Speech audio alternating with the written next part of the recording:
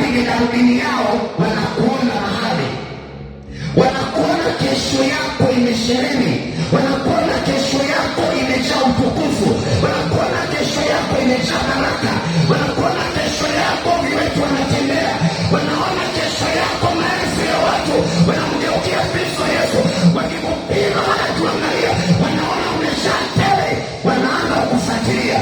Mashetani yanakuja, vipepo vinakuja, magonjwa yanakuja, hatari zinaletwa, mara ajali, mara magonjwa yasiyojulikana, wanataka uondoke mapema. Lazima misheni yako itimie kwa jina la Yesu.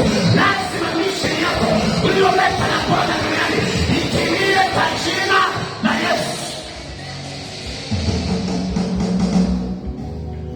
Kwa hiyo wakikuangalia, wanaona ni mtumishi wa Mungu, wanaona ni nabii ambaye atafichua siri za shetani kwa wanadamu, wanaona ni nabii wa Bwana, wanaona ni mtu ambaye tayari ameshawekewa ile hatima yake, vile vitu ambavyo anatakiwa kutimiza. Ukiona unakutana na vipingamizi vingi, ukiona hatari nyingi, ukiona kila unachofanya ni kama kinazuiwa, wanaelewa ulichobeba ndani yako. Hata kama ni ndani ya huduma yoyote ambayo imebeba nyota na kibali na ushindi katika maisha ya wanadamu, maana yake huduma hiyo iko katana na vita. Kama ni mtumishi kakutana na vita, kama ni mchungaji kakutana na vita. Kila ukiona vita, simama imara, pigana vita, pigana vita, asubuhi na mchana, jioni na usiku, pigana vita, ili shetani ashike nafasi yake, ashike adabu yake, na wewe uinuke kwa jina la Yesu. Amen. Wewe Mungu amekuita, anaelewa kile ulichobeba, na kila mtu ana kitu ambacho kimemleta. Amen. Usione kile unachofanya leo ukafikiri ndiyo hatima yako. Unaweza ukajiona ni daktari, unatibu watu sawa, ila inaweza isiwe ni hatima yako. Ndio maana kuna watu wengine wakinaruka ndani ya Biblia walikuwa ni madaktari, lakini mwishoni walishia kwenye utumishi wa Bwana, wakawa ni watumishi wa Mungu. Huyo alikuwa ni Luka, daktari. Paulo akiwa ni mtu mwenye biashara yake ya kushona mahema, ana kampuni yake ya kushona mahema, yeye ni mfanya biashara. Hatima yake sio kushona mahema, hatima yake ni kuwa mtume wa Bwana atakayekwenda kwa mataifa, mataifa mjue Yesu, mataifa wakombolewe, mataifa wavumiliwe. Hiyo ndio ilikuwa hatima yake, na kabla ya hatima yake alikuwa amesheheni mabaya, alikuwa anaua watu, alikuwa anakamata watu, anawapeleka gerezani, anawafunga, hata wale waliotoka anawafunga. Bwana akamwambia, mimi sijakuita kwa njia hayo, nimekuita ili utimize kusudi la Bwana. Leo unaweza ukaona mtu ni kahaba kanisani, anajiuza mitaani, ila hatima yake sio hiyo. Hatima yake ipo. Shetani alipoangalia akaona huyu amejaa baraka, huyu amejaa nguvu, huyu amejaa vitu. Mashetani anasema tumfuate, tumwingie, alafu tumpeleke kule nje ya hatima yake. Leo anakurudisha kwenye hatima yako kwa jina la Yesu. Shetani kutoa anakupeleka kwingine, hatima yako irudishwe kwa jina la Yesu.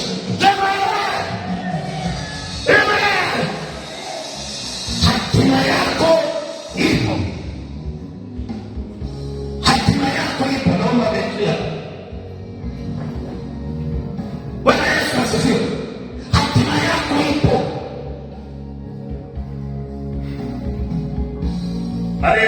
Unafanya kitu ambacho ni sahihi. Wewe unapokuwa umezaliwa, unakuwa tayari kuna kitu umepewa. Unajua sisi kabla hatujazaliwa mbinguni tulikuwepo, tulikuwa mbinguni. Ndio maana Biblia inasema chimbuko la mwanadamu ni mbinguni. Na unaona wakati Mungu anamuumba mwanadamu ili awe ni mwanadamu aliye hai, imebidi ile roho ya mwanadamu itoke ndani ya mapafu ya Mungu. Kwa hiyo yale mapafu ya Mungu yakatoa roho ya mwanadamu. Kwa hiyo manake sisi tulikuwa mbinguni kabla hatujazaliwa. Kwa hiyo ndio maana wakati unatoka unakuja tayari una package yako imekamilika, kwamba huyu anakuja duniani, atasoma, atapata kazi, atakuwa kiongozi mkubwa, atasaidia watu. Hiyo ndio mission yako. Huyu atakuja duniani, atakuwa mfanyabiashara mkubwa, atajenga kazi ya Bwana kwa mali zake. Huyu atakuja, atasoma, atakuwa mwanasheria, atahukumu watu kwa haki. Kwa hiyo kila mmoja ana kitu alichokuja kufanya. Sasa kabla hatujafikia kule tulikoandaliwa au pale palipotuleta duniani, tunakuwa na mambo mengine tunafanya hapa nyuma. Unakuta kuna pressure za maisha. Unakuta huko kwenye jamii inakwambia bwana, lazima usome, lazima uende shule. Unaenda la kwanza, unaanza awali, unaenda la kwanza, unaenda mpaka la 7, unatoka unaenda form 1, unaenda mpaka form 4, unatoka unaenda form 5, form 6, unatoka unakwenda university, mwaka wa kwanza, wa pili, wa tatu, wa nne, wa tano, alafu unamaliza, unasema nikasome na masters, unatoka pale unakwenda miaka miwili unamaliza, unasema nisome na PhD nimalize pale, alafu nataka ni specialize. Bali unakuta mtu kwa sababu ya pressure za dunia na hali ya maisha ya dunia anakutana vitu vingi, kumbe ndio maana unakuta anafanya hayo yote, baadaye anakuja kufanya kitu ambacho hana kihusiano. Amen. Kile unachofanya leo usiwaze ndio hatima yako. Kile unachofanya leo usiwaze ndio hatima yako. Hatima zetu zipo zinaandaliwa, ila zimecheleweshwa. Kwa hiyo unaweza ukacheleweshwa kwenye hatima, na pale unacheleweshwa wanachua. Maana yanasema kwenye kile kitabu cha Yeremia sura ya 1 ule mstari wa 4, neno la Bwana likanijia kabla sijakuumba katika tumbo nalikujua, na kabla hujatoka tumboni nalikutakasa, nimekuweka kuwa nabii wa mataifa. Bwana Yesu asifiwe. Huyu ni Yeremia. Biblia inasema Mungu anamwambia neno la Bwana likanijia. Yeremia mwenyewe akiwa nabii wa Bwana, neno la Bwana likanijia kusema, akasikia moyoni mwake sauti inamwambia, mawazo yanakuja, anasikia sauti inasema, kabla sijakuumba nilikujua, na kabla hujatoka ndani ya tumbo nilikuchagua. Unaona, asema kabla hujatoka tumboni nilikutakasa. Umetoka kabla hujatoka ndani ya tumbo la mama yako, Bwana alikuchagua tayari. Alishaweka mipaka yako ni ipi. Alishasema huyu ni mchungaji, alishasema huyu ni profeti, alishasema huyu ni hata kama kafanya yote ya dunia hii, mwisho wako utaishia pale aliyohusudia Bwana. Unaweza kusoma, unaweza kufanya kazi, lakini baadaye ukatoka ukaendea hatima yako. Kila mmoja aendea hatima yake, aende kwenye hatima yake aliyohusudiwa na Bwana, aende kwenye hatima yake. Wala usicheleweshe, nenda kwenye hatima yako. Watu naowaona walikuwa na hatima tayari, Unaweza kaangalia dini zote, madhehebu yote yaliyoko duniani, hata Tanzania na dunia yote, Tanzania na yuko duniani. Ukiangalia madhehebu yote na dini zote zilizoko, wale watu waliozianzisha walikuwa na vitu vyao kabla ya hapo. Amen. Unaweza kuona watu kama wakina Martin Luther, ambao kabla ya hapo alikuwa ni padri wa Katoliki. Padri wa Katoliki anaendesha misa kwenye Katoliki akiwa padri, anaitwa Martin Luther. Baadaye akaona mambo kama wakala ndani ya dhehebu lake, akaamua kutoka. Alipotoka akatoka ndani yake amebeba dhehebu inaitwa KKKT, ambayo ni kanisa la Kilutheri, kanisa la Kiinjili la Kilutheri inaitwa KKKT. Wote waliomfuata kwa dini yake na dhehebu lake wanaitwa Walutheri. Haleluya! Alianzisha nani? Martin Luther. Alikuwa nani? Padri wa Katoliki. Angeishia kuwa padri Katoliki, hapa tusingekuwa na KKKT leo. Maana yake alitoka akiwa na jambo, ukamwambia Bwana, nataka nikutengeneze utumike kwa ajili ya reform. Maana yake ni moja ya watu waliofanya reform katika mbali ya Injili na neno la Bwana.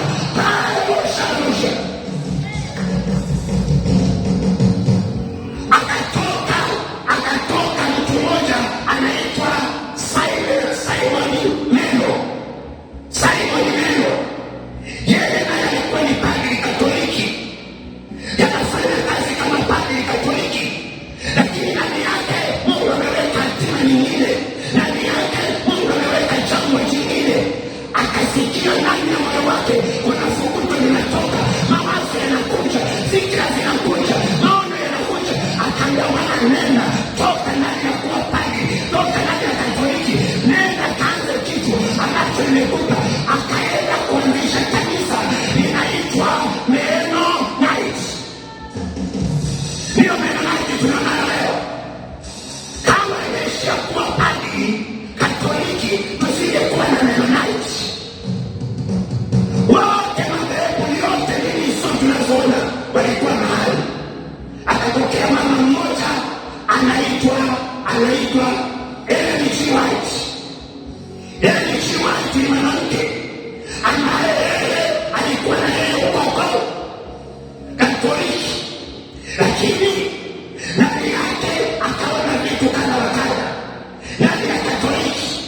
Akaamua kutoka, akaanzisha kanisa la Waadventista wa Sabato. Ndio tunayo Sabato leo.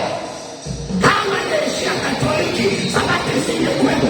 Usitishwe na mtu anakwambia unajua dini fulani, unajua watu wanaanza makanisa, wanaanza sasa hivi. Sikiliza, kila mmoja alikuja, hata kanisa ulilomo alianzisha mtu, asingelianzisha usingekuwepo wewe. Usiwe na kiburi, maana yake mtafute Bwana. Hao wametumika ajili ya kusonga Bwana, ili tujue namna ya kwenda mbele za Mungu. Ni nani? Haleluya! Ila kwa sababu ilianzishwa na wazungu, mnaiona ni bora kuliko nyingine. Amen. Wasilika, sikiliza niwaambie, penda kitu chako ambacho kimeanzishwa na mafrika wenzako.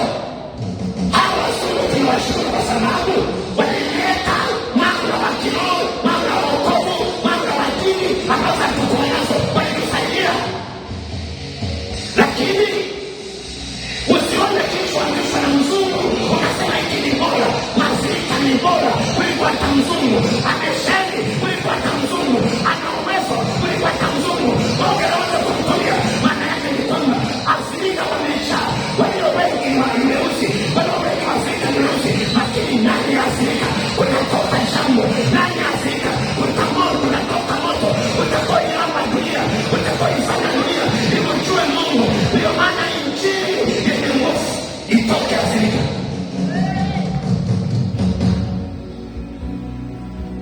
Unasema mimi kama Mwafrika nataka Mungu anitumie. Vile utakavyojiweka ndivyo Mungu atakavyokutumia. Usiogope hatari, usiogope vipingamizi, usiogope mishale, usiogope mabomu, usiogope hatari. Wewe kabiliana nayo, ila usioweza kukabiliana nayo, jifishe mahali ipite, maana sio yote unaweza kuikabili. Mingine na kuzidi uwezo, ukiweza kuzidi uwezo, kaa pembeni, ikipita songa mbele, endelea tena. Paulo alifika mahali ya kuhubiri Injili, wakamvizia. Walipomvizia wanataka wamkamate. Yuko ndani ya nyumba, wanasema yuko humu, tunamsubiri, tunataka tubomoe nyumba, tunataka tumpate. Paulo alipoona hatari akasema, pamoja na kwamba na upako, hakusema jamani niko hapa na wala hakuwapiga upofu. Mungu akamwambia, waambie watu walioko humo ndani wakushushe kwenye kikapu. Wakaenda kwenye dirisha la nyuma, hao ndio kasta wako huku, wakaenda kwenye dirisha la nyuma ambalo kuna liko karibu na ukuta wa nchi, kwa sababu zamani miji ilikuwa inachengewa ukuta. Unakuta kama hii Sogeza yote hii twila imezungushiwa ukuta, alafu mtu anakuwa humo, lakini kuna ukuta. Sasa kuna nyumba moja ilikuwa karibu na ukuta, Paulo yuko mle, lakini wanamvizia, wako mle ndani, wanataka wamkamate. Ikabidi aambie bana, hapa kuna kikapu, nishusheni kwenye kikapu. Tumeshauri na upako, akashusha kwenye kikapu. Hakusema jamani nataka niwafeke. Kuna muda mwingine sio wa kufeka, muda mwingine wa kukaa kwenye kikapu, unatulia ndani ya kikapu na kushusha. Usiseme leka pasa kaka, tulia. Sio muda wa kunena, ni muda wa kushusha kwenye kikapu, muda wa kushusha kwenye kikapu. Usinene. Amen. Kwa hiyo kuna watu ambao kuna vita ambayo huwezi ukaikabili kwa namna ilivyo, ila unaweza ukajificha kwa hekima ili ipite, na ikipita huko salama. Kwa watu waliokuwa kiroho wanaelewa. Amen. Ndio maana Biblia inasema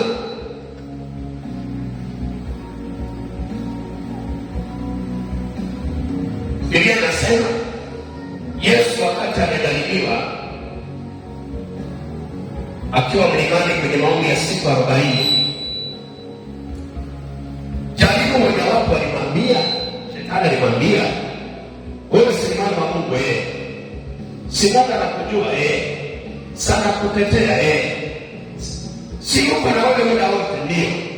Sasa tumekuweka hapa kwenye ukiwa hapa, yaani ukiangalia ukiwa juu ni zaidi ya kutoka hapa na pale kwenye paa, yaani ni parefu. Alafu anamwambia, shetani anamwambia jitupe chini, kwa maana imeandikwa, Bwana atakabidhia malaika zake, watakulinda, watakukamata. Yaani ukiwa unashuka malaika wanakudaka. Yesu akasema, Bwana, usimjaribu Bwana Mungu wako. Kwa kuna vita nyingine ukiingia unamjaribu Bwana. Amen. Kuna vita nyingine ukiingia unamjaribu Bwana.